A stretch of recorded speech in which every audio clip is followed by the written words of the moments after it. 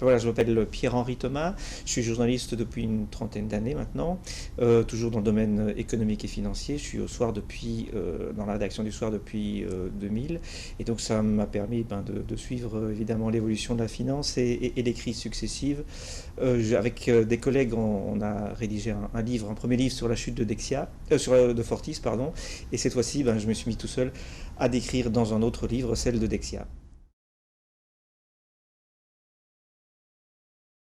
Le crédit communal, c'est une vieille institution qui a été créée pour financer les communes au départ, et puis qui après-guerre a développé un réseau d'agences pour devenir une sorte de concurrent de la caisse d'épargne. C'était donc une banque qui récoltait les dépôts et qui, avec ces dépôts, finançait les communes. Elle s'est poursuivie de manière naturelle parce que le groupe Dexia, c'est quoi? Ce sont deux entités, une française qui finançait les communes, mais non pas les communes françaises, mais non pas en récoltant les dépôts des Français, mais en allant chercher l'argent dans le marché international des capitaux, sur le nom qu'elle avait, c'était le Crédit local de France. Et de l'autre côté, il y avait le Crédit communal qui, lui, finançait les communes, donc comme je vous le disais, en allant chercher les dépôts des gens. Donc cette fonction de financement des collectivités locales, des communes, s'est poursuivie avec Dexia, en effet. Peut-être se remettre un peu dans le contexte de l'époque. Pourquoi a-t-on privatisé Dexia? C'est parce que, comme la CGR d'ailleurs, qui est devenue Fortis, une des entités de Fortis, c'est parce que à l'époque, lorsqu'on a commencé à songer à l'apparition de l'euro, on s'est dit les banques belges et surtout les banques institutions publiques de crédit, donc celles qui étaient plus ou moins détenues par l'État, par les pouvoirs publics en tout cas, ne seront pas assez fortes pour affronter la concurrence de toutes les autres banques européennes, surtout les grosses, qui viendront en Belgique.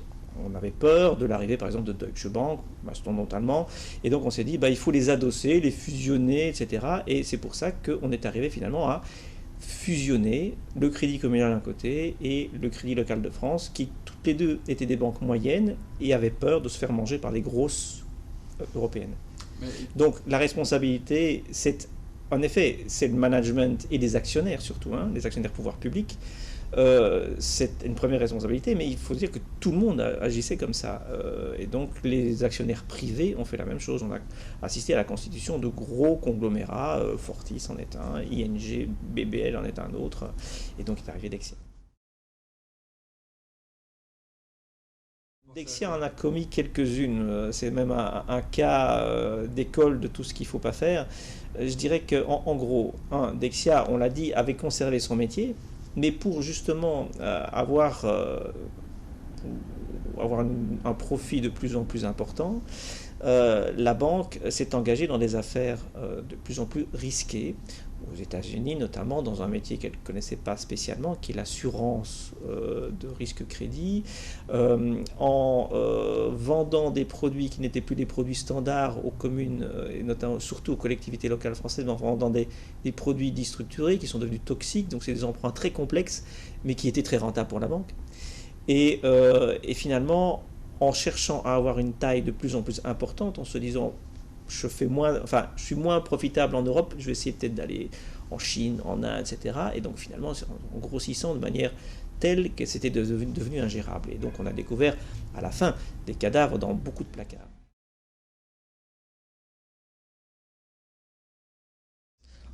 Dexia, c'est un vaste problème. Au niveau interne, on a dit que beaucoup de sources me l'ont confirmé, que lors de la naissance de Dexia, il y a une sorte de partage des pouvoirs, puisque Dexia devait être, pour des raisons fiscales et de régulation, une société belge.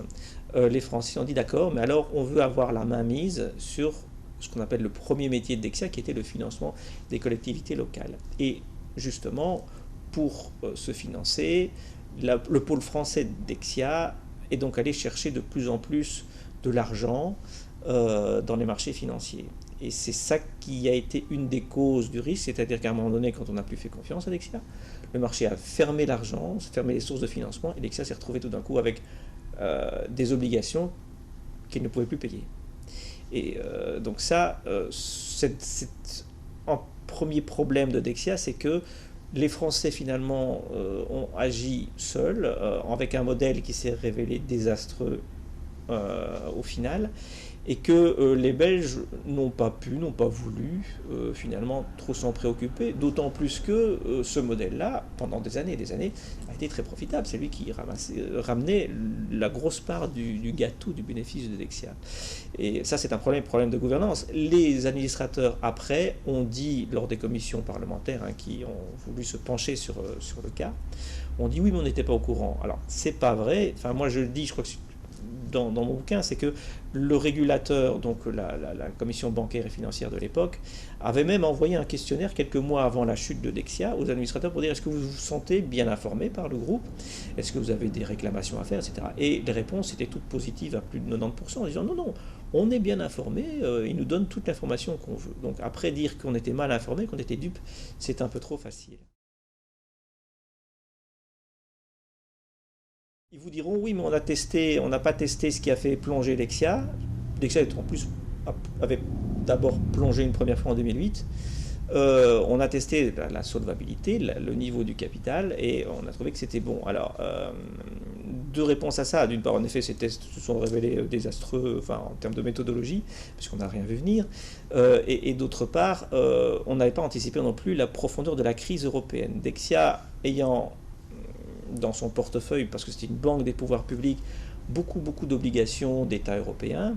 On a vu ce que ça a donné maintenant, puisque les États européens sont devenus fragiles, l'Italie, l'Espagne, on n'avait jamais anticipé ça, et avec de nouvelles règles bancaires de l'autre côté qui disaient si vous faites, si le cours de votre obligation, si la valeur de l'obligation que vous avez, obligation italienne ou espagnole, baisse, eh bien ça doit se répercuter dans vos comptes.